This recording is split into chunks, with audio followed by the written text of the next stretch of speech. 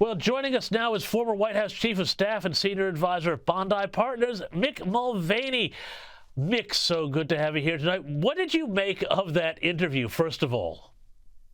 James, my favorite question was what are you going to do on the first day? And the answer was essentially, well, what I'm going to do on the first day is what I'm going to do on the first day. And by that, I mean what I said I was going to do on the first day and all the things I've said I'm going to do. And by that, I mean the things that I said I'm going to do. A lot of hope, a lot of change. You know, the things I've talked about. That's exactly what I'm going to do on the first day.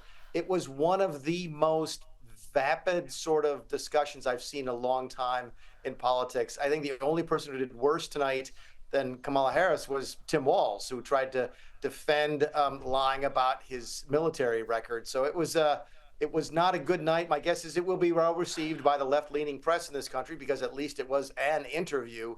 But I think if you were an undecided voter trying to figure out what Kamala Harris stands for on anything, you left tonight still wanting. Yeah, and Mick, I mean, there were some pretty poor answers to some pretty basic questions like this one.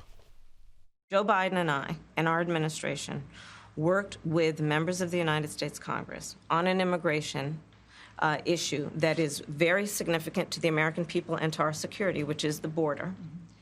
And through bipartisan work, including some of the most conservative members of the United States Congress, a bill was crafted, which we supported, which I support. And Donald Trump got word of this bill that would have contributed to securing our border. And because he believes that it would not have helped him politically, he told his folks in Congress, don't put it forward. He killed the bill.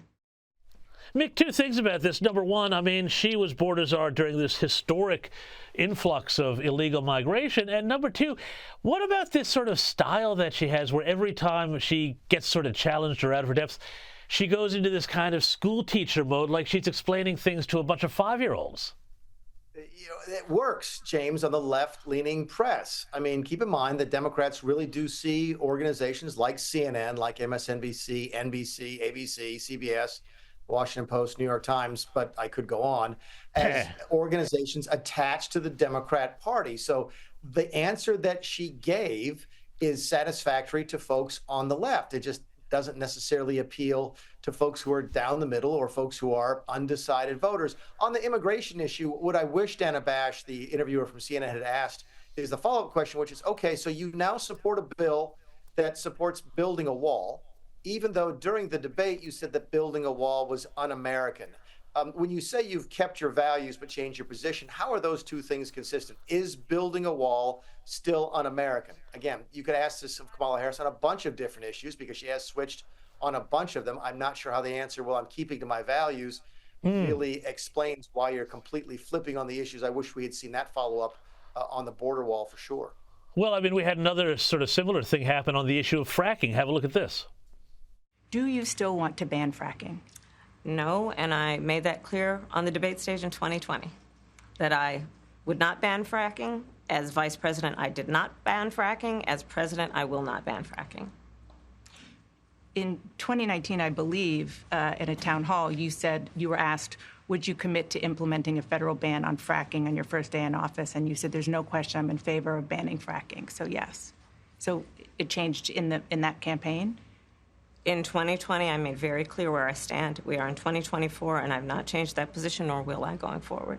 I kept my word, and I will keep my word. What made you change that position at the time? Well, let's be clear. My values have not changed. Well, Mick, her values have not changed. I mean, I'm starting to ask the question here, Mick, was this interview actually a mistake?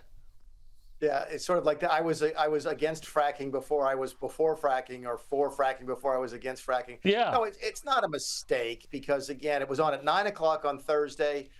For those of you who aren't familiar with our calendar, it is a long weekend here. It's a bank holiday weekend. It's the Labor Day weekend on holiday on Monday. So this is about as dead an airtime as you can get media-wise.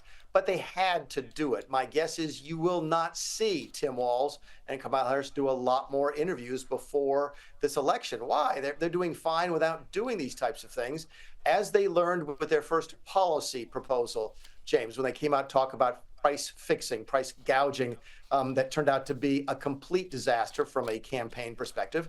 This is probably going to be perceived as a campaign disaster as well, and you won't see it anymore. You used a great line on the introduction. I've not heard it yet. I'm going to steal it, which is they're trying to ride the vibe. They're trying to essentially sort of talk about hope and change and feelings and all these types of sort of subjective things and ride that all the way into the White House. That's what they're going to try and do. They're not going to try and win this race on policy. I think you put her policies up against Donald Trump would win this race going away with the American public, but they're banking on this race not being about policy. They're hoping it will be about feelings.